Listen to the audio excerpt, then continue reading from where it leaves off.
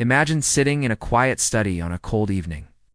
The air is filled with the faint scent of old books and polished wood. A young man, restless and burdened, enters the room of an elderly philosopher. He carries with him countless doubts, resentments, and fears about the world. He wants answers to why he feels trapped in his life. And thus begins one of the most profound conversations ever recorded about freedom, happiness, and the courage to live authentically. This is the courage to be disliked, not just a book, but a dialogue that can reshape the way you see yourself and others. This is Storywise. Stories that pull you in. Worlds that won't let you go. The story opens with a youth frustrated by his own existence. He believes life is unfair, and that people cannot simply change who they are. Trauma, past experiences, society, and circumstances, all of these, he insists, determine the kind of person you become. In his eyes, happiness belongs only to the lucky few. The philosopher, however, smiles calmly, tells the young man that life is not dictated by the past. Instead, it is shaped by the meaning we assign to our experiences. In this moment, the youth scoffs. How can he ignore years of pain, failure, and rejection? Surely the past has locked his future. But the philosopher introduces a radical idea. We live not by causes from the past, but by purposes we set for the future. Trauma does not dictate our lives. Rather, we use past experiences as tools to justify the choices we make now.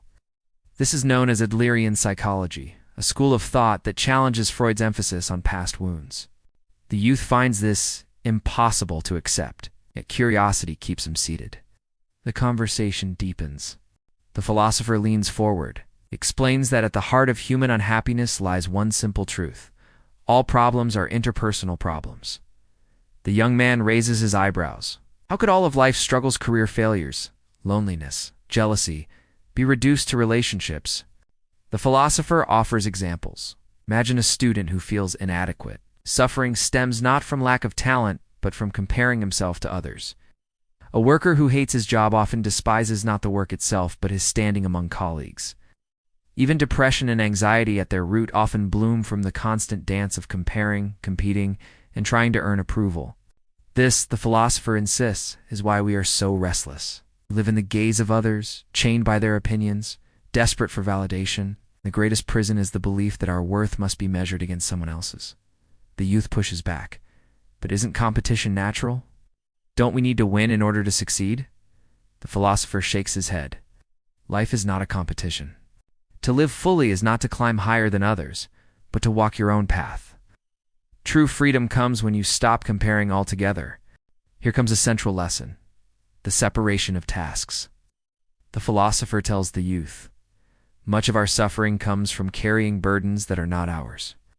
We try to control what others think. We try to fix what isn't our responsibility. And we exhaust ourselves under the weight of their expectations. Every life, he explains, is divided into tasks. Your task is to live authentically. Another's task is to decide how they feel about your choices. When you interfere with someone else's task, or let them interfere with yours, you invite conflict and misery. For instance, imagine a parent pushing a child to study medicine. The parent believes this will bring success. But the career choice is not the parent's task. It is the child's. Likewise, if someone dislikes you, that too is their task. Your job is not to twist yourself into pleasing them. The young man squirms. I should just live without caring what anyone thinks of me. Won't people hate me?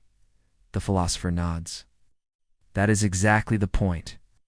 Freedom lies in the courage to be disliked. The moment you stop seeking universal approval is the moment you step into authenticity. The youth, however, clings to another belief. But don't we need recognition? Doesn't praise give us motivation? The philosopher answers, praise is a double-edged sword. When we live for recognition, we become puppets dangling from the strings of others' opinions. Even compliments keep us chained, because they train us to perform for approval instead of living for contribution.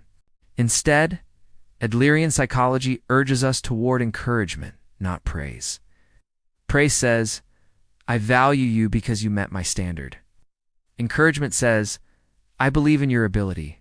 regardless of results. The former traps you. The latter empowers you. To truly flourish, one must step off the stage of recognition and walk into the quiet, steady world of contribution. So what is contribution? What is this deeper happiness the philosopher keeps speaking of? He introduces the concept of community feeling, the awareness that life is lived in harmony with others, and that happiness blooms when we feel we belong and can contribute. The youth frowns.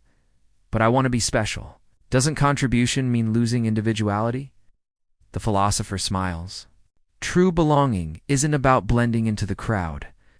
It's about recognizing that life isn't a competition. When you stop comparing, you stop chasing superiority. Instead, you ask, what can I give? How can I add to the lives of others? This doesn't mean martyrdom, doesn't mean sacrificing yourself.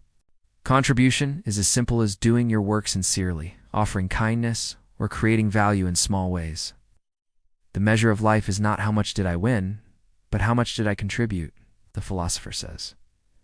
Happiness is the sense that one is useful to others. And the irony is, once you stop obsessing over your own worth, you naturally begin to live with greater worth. The young man begins to soften, yet he voices one last fear. If I live for myself, separating tasks and refusing to chase approval, won't I become selfish? The philosopher answers gently. Freedom without responsibility is selfishness. But when you choose to live authentically and courageously, you inevitably carry responsibility for your own life. That responsibility expands outward, toward family, friends, and society. You cannot be truly free while harming others. Authentic freedom is living responsibly, contributing without being chained. Then he delivers the crux of the teaching. To be truly free, you must have the courage to be disliked. Without that courage, you'll forever live in chains, bending yourself to the shifting winds of others' opinions. The conversation stretches into the night. The youth, though still hesitant, begins to sense a new kind of freedom stirring in him, he realizes. He has been shackled not by trauma, not by society, but by his own fear of rejection. And he understands now that the courage to be disliked is the doorway to happiness.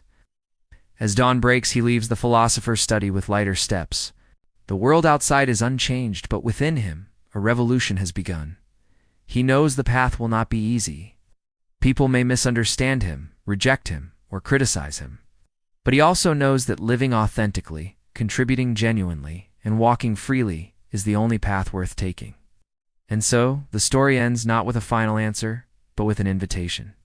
An invitation to you, the listener, to find your own courage. To live without fear of judgment, to stop competing and start contributing, to be disliked, if that is the price of freedom, and to step boldly into the present, where happiness has been waiting all along. The courage to be disliked is not just a book, it's a mirror. It asks you, are you living your own life or someone else's? Are you weighed down by others' expectations, or are you walking freely? The message is radical, even unsettling.